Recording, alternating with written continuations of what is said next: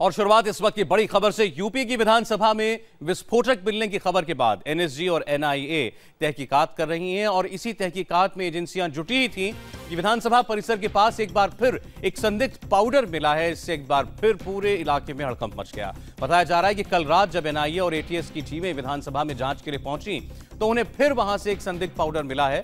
इसे एजेंसियों ने सील करके तुरंत फोरेंसिक लैब जांच के लिए भेज दिया है। विधानसभा में एक बार फिर से संदिग्ध पाउडर मिलने से सुरक्षा एजेंसियों की चिंता और बढ़ गई है।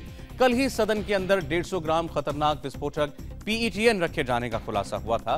ताजा मामले के बाद विधानसभा की सुरक्षा और सख्त कर दी गई है।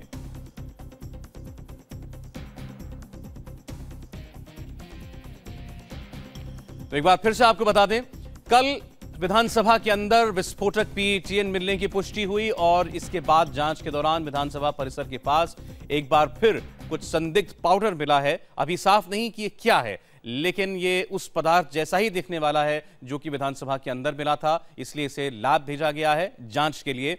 अब एनआईए और एटीएस दोनों ने इस जांच का जिम्मा संभाल लिया है और विधानसभा परिसर के आसपास सघन तलाशी भी ली जा रही है और सुरक्षा भी और ज्यादा सख्त कर दी गई है।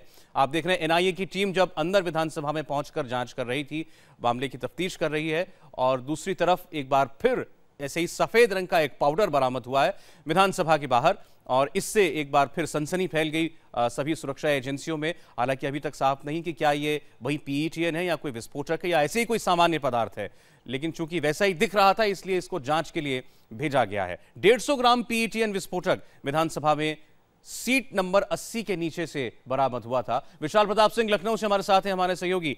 विशाल, ये बताएं, अब जो ये नया पाउडर मिलने की बात कही जा रही है, ये किस जगह से बरामद किया गया है? कुछ पता चला इसके बारे में, कितनी मात्रा में था?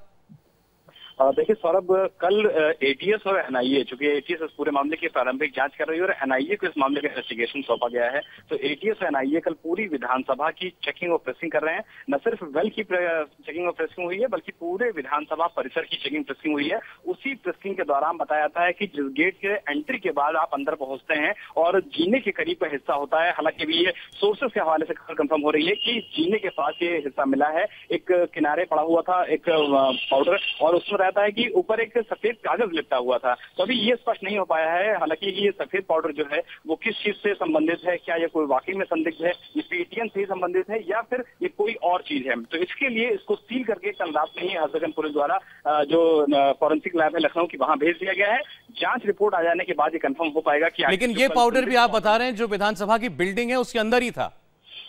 बिल्कुल बिल्कुल, दोनों ही पाउडर, पहला जो पाउडर मिला था 12 जुलाई को वो मिला था सदन के अंदर और कल जो पाउडर मिला है ये भी विधानसभा परिसर के अंदर, यानी कि जो प्रांगण होता है विधानसभा का उसके अंदर ही मिला है। तो ये कहना गलत नहीं होगा कि दोनों ही पाउडर जो बरामद हुए हैं, एक वेल के अंदर बरामद हुआ है जो कि विधानसभा का परिसर है और कल जो पाउडर बरामद हुआ है वो भी विधानसभा परिसर के अंदर से ही बरामद किया गया है, जिसके बाद इसे लोकल पुलिस को सौंप के बाद फॉरेंसिक लेबोरेटरी में भेज दिया गया है लखनऊ की, ताकि ये स्पष्ट हो सके इसकी जांच के बाद कि आखिर ये पाउडर है तो ये है क्या चीज, और इसकी जो जांच है वो जांच के बाद रिपोर्ट से साफ हो जाएगा कि आखिर ये पाउडर है क्या। लेकिन जिस तरीके से पाउडर मिलने का मामला दोबारा सामने आया है, निश्चित तौर पर जो जांच एजेंसियां हैं, सुरक्षा एजेंसियां हैं, लखनऊ पुलिस है, उनके हाथ पांव फूट गए हैं, क्योंकि जिस तरीके से पूरा मामला सामने आया है उसने कहीं ना कहीं विधानसभा की जो सुरक्षा है उस पर एक बड़ा प्रश्न चिन्ह लगाया है। और इसी को देखते हुए निश्चित तौर पर इसमें एक बड़ा सघन अभियान जो एटीएस के कमांडो हैं, एनआईए की टीम है, वो इस समय विधानसभा ऐसे। लेकिन विशाल, एक बात ये भी है कि अगर ये जांच में पुष्टि होती है कि ये वही पाउडर है, तब तो ये बहुत बहुत बड़ी बात है, बहुत गंभीर बात है कि इस किस्म से विस्फोटक जगह जगह विधानसभा के अंदर रखा हुआ मिला। लेकिन आम तौर पर भी कोई सफाई कर्मचारी हो जिन्होंने, ये पाउडर कुछ भी हो सकता है, जिसने वहां पर रखा है तो कर्मचारियों से पूछताछ के बाद भी साफ हो सकता था। अगर तब भी पता नहीं चल रहा है तब भी ये जांच का विषय और चिंता की बात है।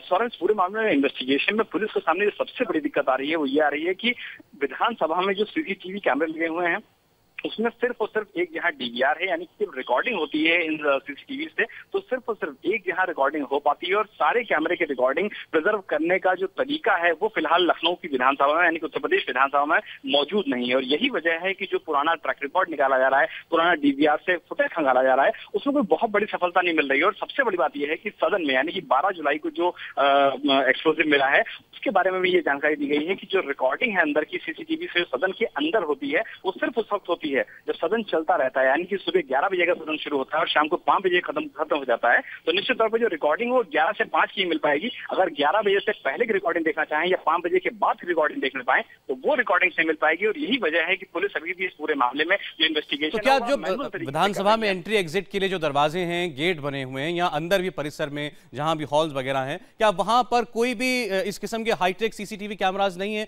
जिनमें 4, 5, 6, 10 दिन पुरानी रिकॉर्डिंग भी हो, वो मिल सके?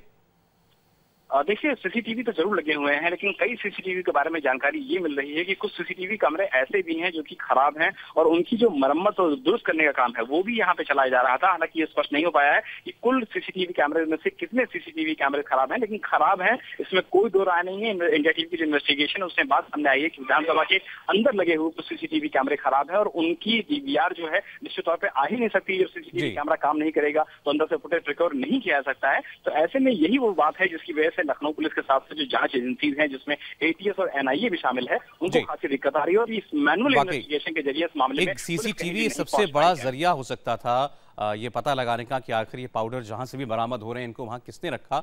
लेकिन सीसीटीवी भी खराब हो, वो भी विधानसभा जैसी जगह के, तो फिर आप क्या कहें। शुक्रिया विशाल आपका।